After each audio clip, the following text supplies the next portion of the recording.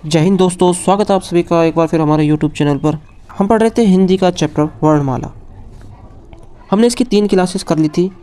कल क्लास नहीं हो पाई थी किसी कारण, तो आज है क्लास 4।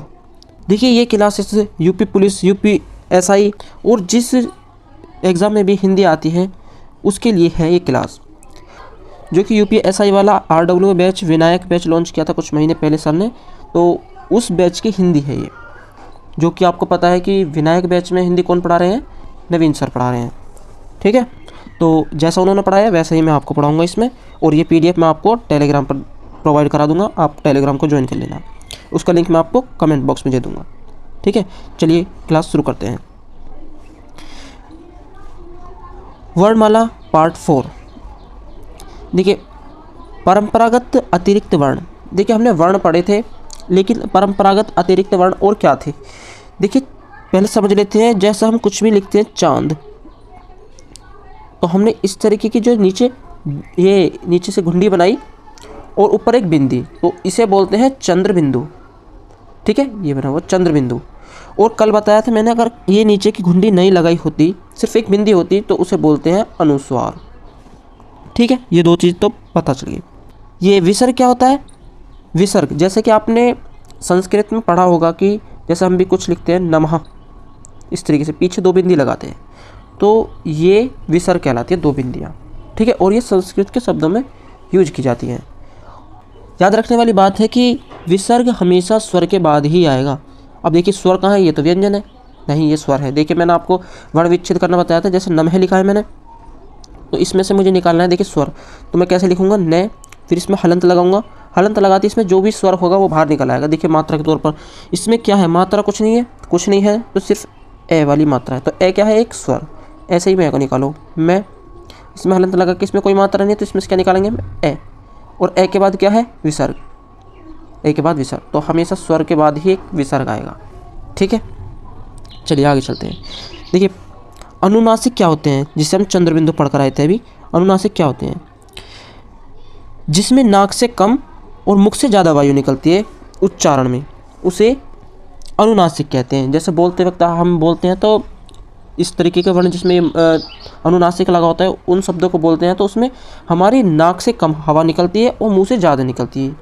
आप बोल कर देखिए। ठीक है, अनुस्वार क्या होता है? जिस पर एक बिंदी होती है वो अनुस्वार होता है, लेकिन इसकी क्या परिभाषा है? ये जस्ट इसका उल्टा है। इसमें नाक से कम निकली थी, तो इसमें नाक से ज़्यादा निकल जाएगी और मुँह से कम निकलेगी। ठीक है, विसर्ग ये बता दिया आपको, ये संस्कृत के शब्दों में उपयोग किया जाता है। ठीक है, चलिए आगे चलते हैं।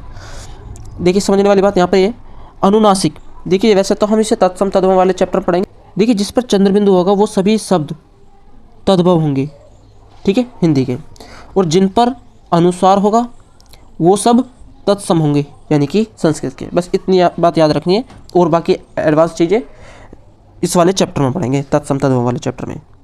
ठीक है, देखिए पंडित किशोरी प्रसाद वाजपेयी के अनुसार अनुस्वार और विसर्ग स्वर नहीं है। ठीक है, स्वर नहीं है। ये मैंने तुम्हें पहली क्लास में बताया था। जैसे हम 11 स्वर लिखने के बाद फिर क्या लिखते थे? ए और अह लिखा करते थे। ठीक है, तो ये स्वर नहीं है और ना ही व्यंजन। किसने कहा था? ये पंडित किशोरी प्रसाद वाजपेयी ने कहा था। ठीक है, देखिए स्वर तो ये है नहीं, ये इन्होंने बता दिया, लेकिन व्यंजन क्यों नहीं है? ये व्यंजनों की तरह स्वर से पहले नहीं आते हैं, बाद में आते हैं, इसलिए इन्हें आयोगवा कहा गया है। ठीक है, तो ये ना तो स्वर और ना ही व्यंजन है। ठीक है, अंग और आह। देखिए व्यंजन स्वर से पहले आता है। अब व्यंजन स्वर से पहले का आता है। देखिए जैसे वर्ण लिखा हुआ कै को हमने तोड़ा कै धन ए में, तो बाद में क्या आया? ए क्या है? एक स्वर। स्वर से पहले क्या है? एक व्यंजन। ठीक है, तो हमेशा पहले स्वर से पहले एक व्यंजन जरूर आएगा। ठीक है, हिंदी में कोई 2 स्वर साथ नहीं आ सकते। ठीक है, वह क्रिया शब्द न हो। देखिए क्रिया वाले चैप्टर में क्रिया शब्द के बारे में समझेंगे। अगर हम कोई सेंटेंस लिखते हैं उसमें क्रिया क्या होती है, क्या काम होता है क्रिया का, उसे पढ़ेंगे।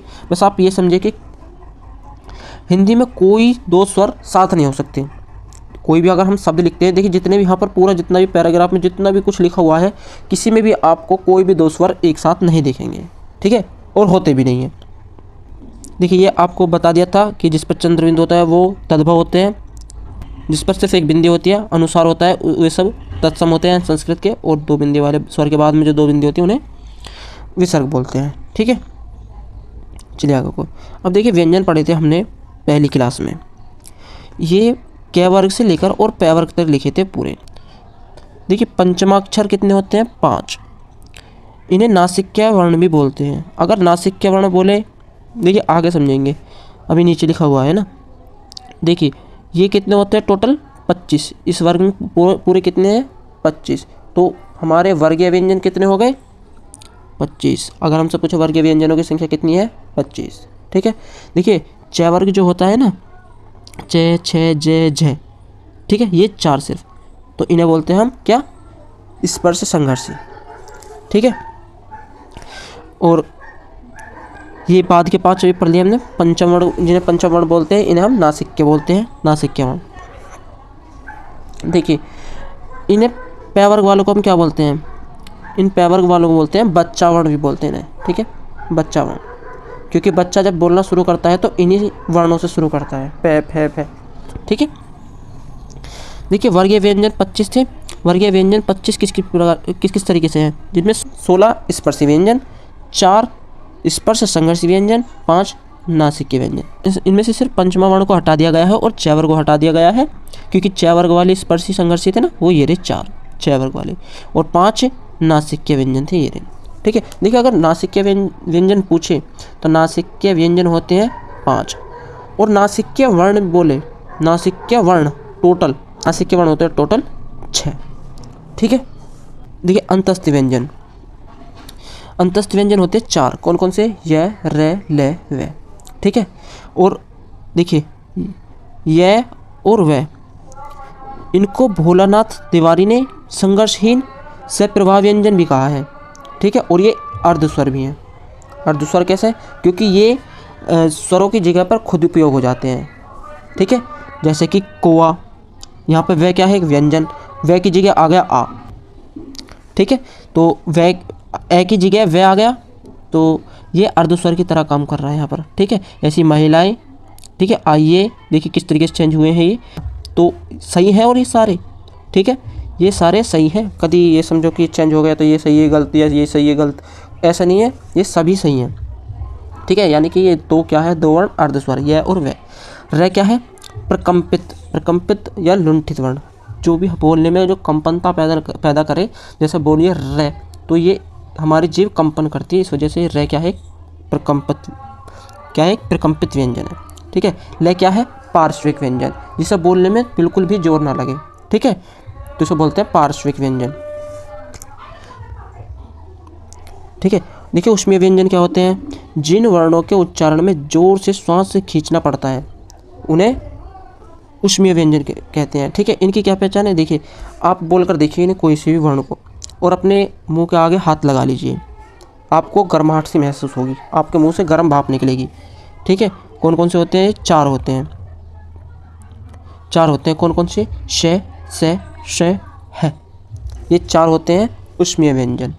ठीक है, आगत व्यंजन, आगत व्यंजन क्या होते हैं? देखिए मैंने तुम्हें लिख के बताया था, जैसे डॉक्टर लिख के बताया था पिछली क्लासों में, डॉक्टर, ये मैंने डॉक्टर का एग्जाम्पल बताया था उत्क्षिप्त के लिए, उत्क्षिप्त या तड़नजात कैसे लगाया जाता है। देखिए मैंने ऊपर एक ये भी लगाया है, ना तो ये चंद्र बिंदु है ना ये अनुस्वार है, सिर्फ ये नीचे चंद्र है, सिर्फ ये घुंडी है।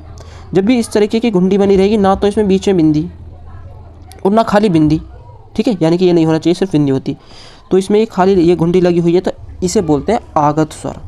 ठीक है, आगत स्वर बोलते हैं, और ये हमेशा अंग्रेजी के वर्णों में उपयोग किया जाता है। ठीक है, देखिए जितने भी यहाँ पर अंग्रेजी वर्ण लिखे हुए हैं इनमें ये उपयोग किया जाता है, जैसे हॉस्टल, हॉस्पिटल, ठीक है, नॉलेज, कॉफ़ी, ऑपरेशन, इस तरीके से उपयोग किया जाता है। ठीक है, आज की क्लास में बस इतना ही। इसकी PDF के लिए टेलीग्राम को ज्वाइन कीजिए, और वीडियो अच्छी लगी हो तो चैनल को सब्सक्राइब कीजिए। अगर कोई गलती हुई हो तो माफ़ी चाहता हूँ, और उस गलती के बारे में मुझे कमेंट बॉक्स में ज़रूर बताना, और वीडियो को लाइक और अपने दोस्तों के साथ शेयर ज़रूर करना। मिलते हैं नेक्स्ट वीडियो में। जय हिंद।